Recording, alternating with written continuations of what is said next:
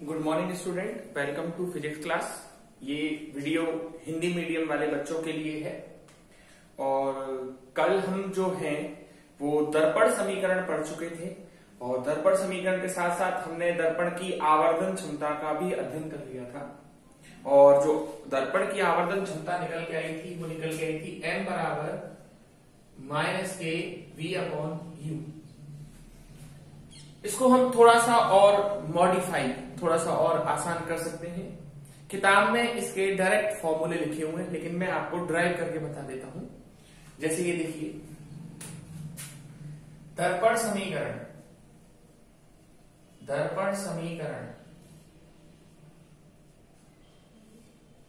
क्या है आपका दर्पण समीकरण? दर्पण समीकरण है 1/f बराबर 1/v प्लस 1/u। और आप यहां से 1/u की वैल्यू निकालिए, तो 1/u बराबर होगा 1/f माइनस 1/v। तो आप इस वैल्यू को सीधे सीधे पुट कीजिए, माइनस भी तो लग ही रहा है और 1/u की जगह आपने रख दिया 1/f माइनस 1/v और मल्टीप्लाई कीजिए। माइनस के v/f होगा, माइनस माइनस क्या हो जाएगा प्लस, और v से v कट जाएगा यानी 1 बचेगा। तो m बराबर क्या आएगा? माइनस के v माइनस f/f। यानी अगर आपको v प्रतिबिंब दूरी और फोकस दूरी दिए तो आप सीधे ही क्या निकाल सकते हैं? आवर्धन क्षमता निकाल सकते हैं।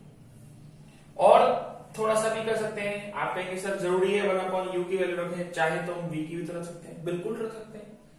अभी जैसे आपने यहां पर 1/u को पक्षांतरण किया था, अब 1/v से कीजिए, तो 1/v बराबर आएगा 1/f माइनस 1/u।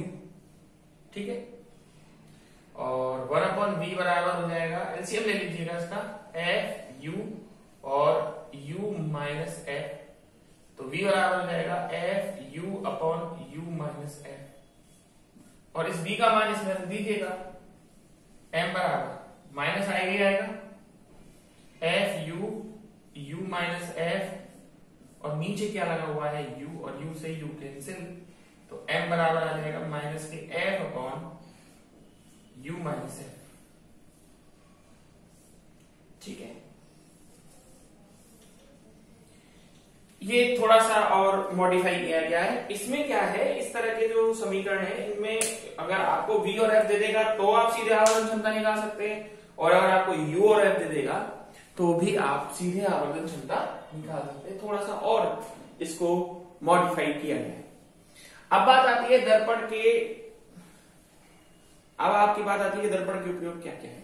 तो हमने बहुत देखे हैं दर्पण के उपयोग। सबसे कॉमनली जो हम देखते हैं, हम ये देखेंगे। सबसे पहले मैं अवतल दर्पण के उपयोग बताऊंगा। देखिए, गाड़ियों की जो हेडलाइट होती है, हेडलाइट देखिए आपने गोल कलर की होती है। गोल कलर की जो हेडलाइट होती है, गाड़ियों की जो हेडलाइट होती है, उनके वो जो अंदर से धसी हुई होती है और वो ऐसे बाहर निकला हुआ होता है, अंदर से धसी हुई होती है, तो वो अवतल दर्पण है। दूसरा टॉर्च में भी यही सिस्टम होता है। गाड़ियों की हेडलाइट हो गई, टॉर्च हो गई। एक लाइट टावर भी होते हैं। लाइट टावर क्या होते हैं? ये अक्सर आपको वहां मिलेंगे जहां पर निगरानी रखी जाती है, जैसे बड़े बड़े बंदरगाहों पर या फिर जेल वगैरह में ऊपर पर एक बैठा देते हैं और वो लाइट डालता रहता है पूरे उस पर, तो उसका बड़ा अच्छा फोकस होता है, हर किसी के ऊपर वो देखता रहता है हर मिनट। तो लाइट टावर में भी इसका उपयोग होता है। ये आपको शहरों में नहीं मिलेगा, ये या तो आपको बंदरगाहों पर मिलेगा या फिर आपको जेल वगैरह में देखने को मिलता है। आपने देखा होगा, पिक्चर वगैरह में भी दिखाते हैं इसको। और इसका एक उपयोग ये भी है कि जो अवतल दर्पण होता है, इसका उपयोग हम लोग दूरदर्शी बनाने में भी करते हैं। आप कहेंगे सर दूरदर्शी में दर्पण का उपयोग? हाँ, ये इस चैप्टर का आखिरी टॉपिक होगा, जब हम इस पर आएंगे तब बात करेंगे। ठीक है, और उत्तल दर्पण का क्या उपयोग है? उत्तल दर्पण का जो उपयोग है, उत्तल दर्पण का उपयोग सबसे बढ़िया इसका उपयोग है, आपने देखा होगा, आप अपनी गाड़ियों में जो साइड व्यू मिरर ऐसे लगा रहता है ना, पीछे की तरफ देखने के लिए, पीछे से आने वाले वाहनों को देखने के लिए, उसमें इसका बहुत अच्छा उपयोग होता है उत्तल दर्पण का। पीछे से आने वाले वाहनों को देखने के लिए उत्तल दर्पण का उपयोग किया जाता है, साइड व्यू मिरर का उपयोग किया जाता है। और क्या उपयोग है उत्तल दर्पण का? और देखिए सर, एक तो पीछे से आने वाले वाहनों को देखने में किया जाता है, दूसरी एक बात ये है कि उत्तल दर्पण आप उस वाहन में एक बात देखिए, अगर आपकी गाड़ी के पीछे ट्रक भी चल रहा होगा तो उस छोटे से दर्पण में वो ट्रक भी आ जाता है। ठीक है, उसका कारण ये है, जब मैंने आपको प्रतिबिंब निर्माण समझाया था तो मैंने आपको बताया था कि उत्तल दर्पण जो है वो बड़ी वस्तु का छोटा प्रतिबिंब बनाता है और सीधा बनाता है। तो ये बड़ी वस्तु का छोटा प्रतिबिंब बनाता है। इसी कारण से हम उत्तल दर्पण का उपयोग डेकोरेशन में यानी सजावट में भी करते हैं। ये जो वाहनों वाली बात बताई है मैंने, वाहनों को पीछे से आने वाले वाहनों को देखने के लिए उत्तल दर्पण का उपयोग किया था, ये कई बार एग्जाम में भी आ चुका है, इसलिए इसको ढंग से ध्यान से रखें। तो ये बात हो गई। तो हम लोग दर्पण पढ़ चुके हैं, पूरा दर्पण द्वारा परावर्तन पूरा कर चुके हैं। अब बात आती है इसके ऊपर आधारित न्यूमेरिकल प्रॉब्लम्स की। तो देखिए, न्यूमेरिकल प्रॉब्लम में आपकी बुक का सबसे पहला अनसॉल्व्ड न्यूमेरिकल दर्पण के ऊपर ही है और मैं पहले उसी को करा रहा हूं, है ना। उस न्यूमेरिकल को अच्छी तरीके से देखिए, फिर बात करें।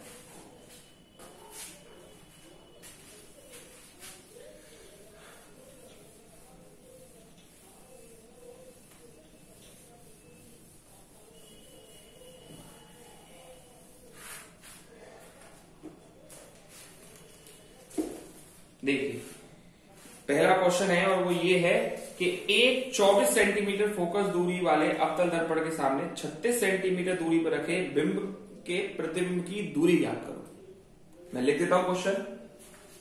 एक 24 सेंटीमीटर फोकस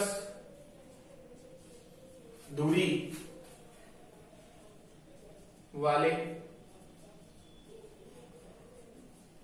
अवतल दर्पण के सामने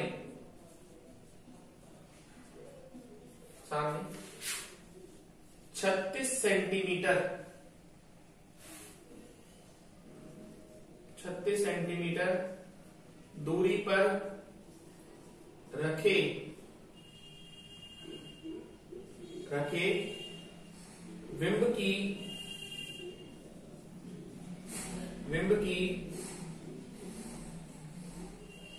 बिंब की प्रतिबिंब दूरी ज्ञात करो। ये आपकी बुक का पहला अनसॉल्व्ड क्वेश्चन, ठीक है।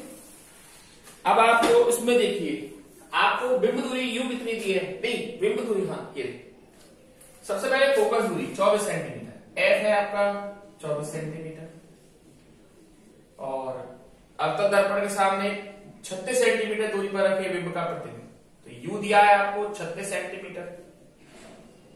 आप कहेंगे सर बहुत आसान है, 1/f बराबर 1/v माइनस 1/f बराबर 1/v प्लस 1/u रख लीजिए और हो जाएगा। बिल्कुल ठीक है, बट इस चैप्टर में मैंने आपसे कहा था जब तक आप साइन कन्वेंशन यूज नहीं करेंगे आपका क्वेश्चन सही नहीं बैठेगा।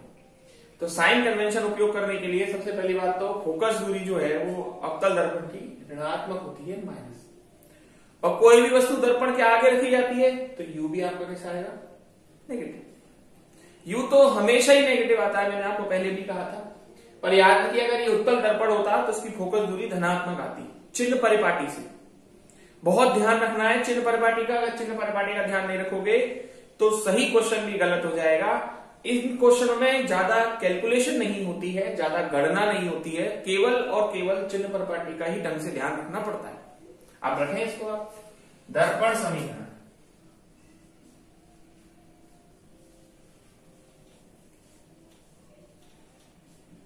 दर्पण समीकरण है 1/f बराबर 1/v प्लस 1/u। आपको निकालना है v, जिसको निकालना होता है उसे छोड़ दीजिए, बाकी को पक्षांतरण कीजिए। 1/f माइनस 1/u बराबर 1/v, वैल्यू पुट कीजिए। f की जगह पे क्या रखेंगे? -24, और माइनस, और u की जगह पे क्या रखेंगे? -36। माइनस और माइनस कट जाएगा, प्लस हो जाएगा। फिर इसको एक बार सही तरीके से व्यवस्थित करके लिखिए। 1/v बराबर 1/36 माइनस 1/24। एलसीएम लीजिए, 36 और 24 का एलसीएम आएगा 72। 36 दूनी 72 माइनस 24 दिया 72। 1/v बराबर अब कितना आया, माइनस के 1/72। और सही करके लिखेंगे v बराबर माइनस के 72। ये है सर प्रतिबिंब की दूरी -72 सेंटीमीटर है। -72 सेंटीमीटर, माइनस चिन्ह केवल चिन्ह प्रपाटी के हिसाब से आया है। प्रतिबिंब 72 सेंटीमीटर दूर बनेगा। माइनस आपको हो सकता है आंसर में ना मिले, पर इसे घबराना नहीं है, क्योंकि इस चैप्टर में अगर माइनस आ रहा है तो वो चिन्ह प्रपाटी के आधार पर आ रहा है। ठीक है, तो इस तरह का ये पहला एक अनसॉल्व्ड क्वेश्चन था। ऐसे इसमें और भी न्यूमेरिकल है, उनके बारे में भी हम डिस्कस करेंगे। आशा करते हैं कि आपको आज का लेक्चर काफी अच्छी तरीके से समझ में आया होगा। ठीक है, दैट्स ऑल फॉर टुडे।